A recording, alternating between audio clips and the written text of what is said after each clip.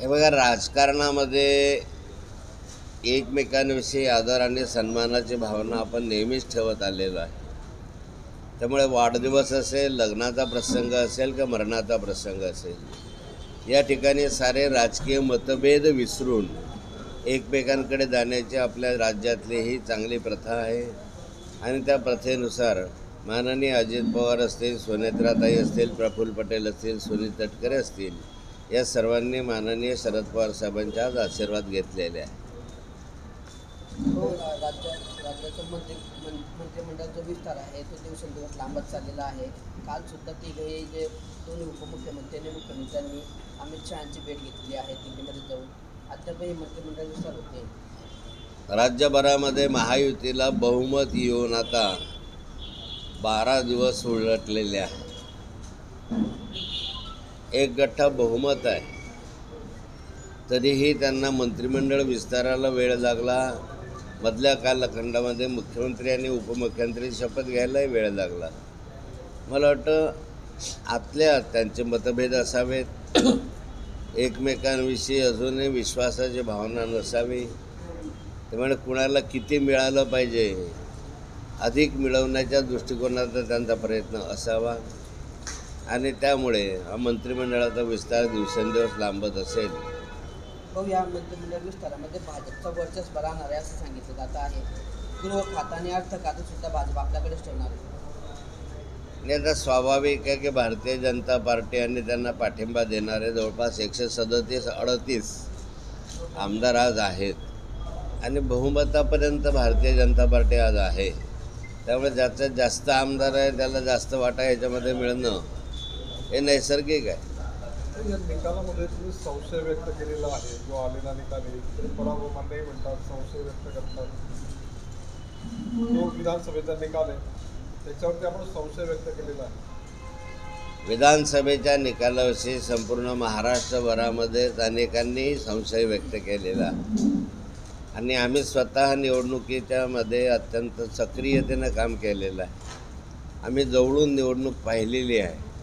अशा स्थितीमध्ये अपेक्षाच नव्हती की इतक्या मताधिक्याने सर्व महाराष्ट्रभरामध्ये महाविकास आघाडीचा पराभव होईल.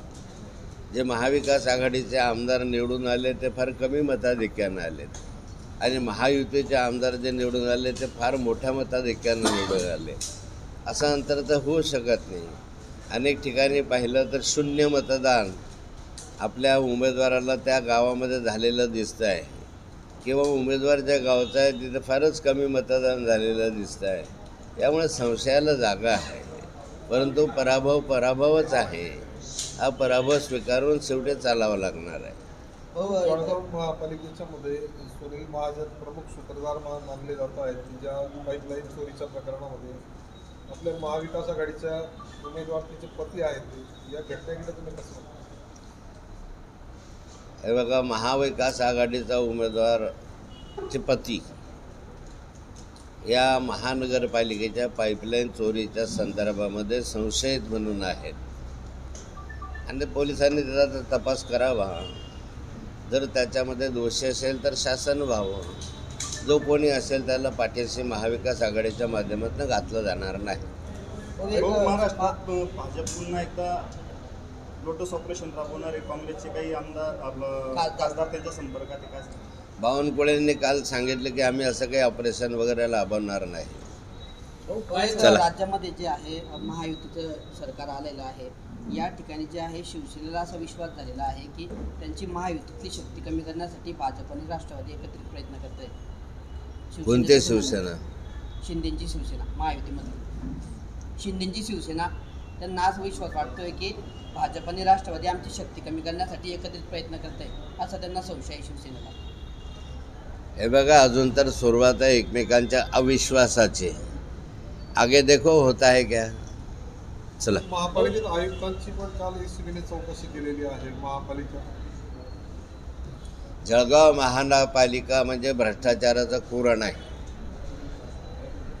कालचा जो प्रकार घडलेला होता, अँटी करप्शनच्या माध्यमातून नगरविकास विभागाच्या काही अधिकाऱ्यांना अटक केली किंवा काही अधिकाऱ्यांची चौकशी केली. हे हिमनगाचं एक टोक आहे. जर महानगरपालिकेची चौकशी करायला गेलो आपण तर महानगरपालिकेच्या सगळ्या विभागांमध्ये इतका मोठ्या प्रमाणावर गैरव्यवहार आहे, भ्रष्टाचार आहे आणि जनता त्यामुळे त्रस्त झालेली आहे. परंतु सहसा कोणी धाडस करत नव्हतं अँटी करप्शनकडे जाण्याचं. काही व्यक्तींनी ते धाडस केलं आणि त्यामुळे अँटी करप्शनच्या माध्यमातून काही अधिकाऱ्यांना आता पकडण्यात आलेलं आहे. हो, शरद पवारांना शुभेच्छा देण्यासाठी जयंत पाटील जे आहेत ते अजून पण पोहोचलेले आहेत. त्याच्यामुळे एक वेगवेगळ्या चर्चा ज्या आहेत त्या राहिलं नाही, सुरू आहेत. कारण गेल्या हे राहिलं अर्धवट. त्यामुळे महानगरपालिकेच्या सर्व कारभाराची चौकशी केली पाहिजे अशी माझी मागणी आहे. महानगरपालिकेमध्ये प्रशासकीय कालखंडामध्ये अधिक भ्रष्टाचार झाला.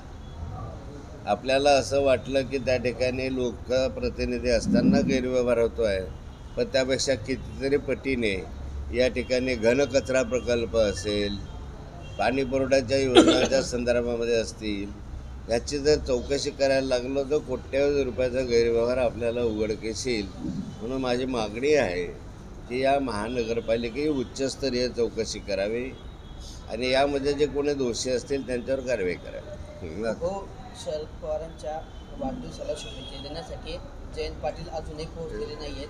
तर दुसरीकडे गोपीचंद पडळकर असतील, अमोल कोचकरांनी गेल्या काही दिवसांपूर्वी वक्तव्य केलं होतं की जयंत पाटील जे आहेत या तिघ महायुतीचे जे नेते आहेत त्यांच्या पाया पडायला आले होते.